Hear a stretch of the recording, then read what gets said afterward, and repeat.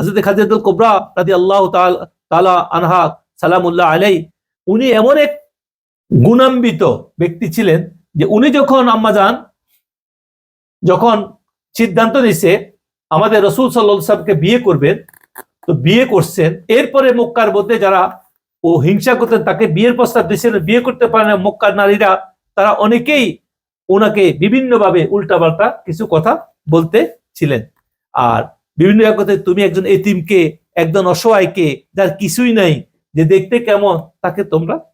আর আম্মাজান ওদের সবাইকে ডাকি আনি জবাব দিছে যে মক্কার জমিন নয়, সারা পৃথিবীর জমিনে এমন কোন এরকম পুরুষ যে পরোপকারী, মানুষের দুঃখে দুঃখী, মানুষের সুখে সুখী, এরকম সুদর্শন, এরকম হিতাকাঙ্ক্ষী, এরকম বিশ্বস্ত আরেকটা লোক তোমরা খুঁজে আনতে। উনি যখন খুতবা দিছে সমস্ত নারীরা সবাই ওনার কাছে নত হয়েছে, নত হয়ে বলছে তুমি আম্মাজানের এমন এক ইয়ে ছিলেন আল্লাহ পাক।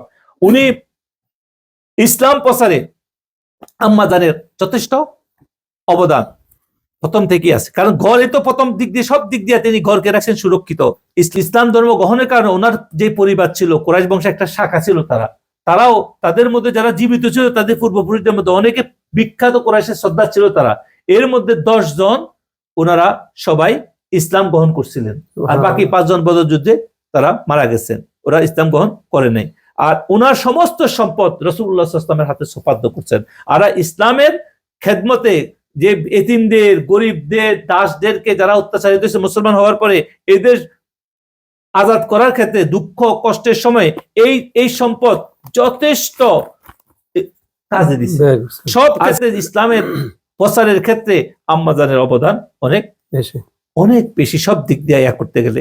এই জন্যই রাসূলুল্লাহ সাল্লাল্লাহু আলাইহি ওয়াসাল্লামের 25 বছরের জীবন সঙ্গী ছিলেন তিনি, বিবাহ জীবন ছিল আম্মাজান খাদিজাতুল কুবরা সালামুল্লাহ আলাইহির। এই বয়সের মধ্যে তিনি আর কোনো বিয়ে করেন নাই। এই সময় তার জীবনে যত রকমের দুঃখ কষ্ট বিপদ আপদ ছিল, সবচেয়ে কাছের মানুষ ছিল আম্মাজান খাদিজাতুল কুবরা সালামুল্লাহ আলাইহি। ওনার এক এক হাদিস পড়লে, ওনার জীবনী পড়লে আমরা যে ইসলামের জন্য আমরা যে মুসলমান দাবি করি, অনেক আমাদের যে মুসলমানিত্ব আমরা বুঝি না কেন, আমরা এই সমস্ত মহিষী, এই সমস্ত মহান আম্মাজানদের জীবনী সম্পর্কে আমরা জানি না। ইসলাম এমনি এমনি আমাদের সামনে আসে নাই। উনি এত আল্লাহ সবচেয়ে পেয়ারা হওয়ার পরেও ওনার রাসূল সাল্লাল্লাহু আলাইহি ওয়াসাল্লামের উপরও অনেক জুলুম, অনেক অত্যাচার কাফেররা করছে।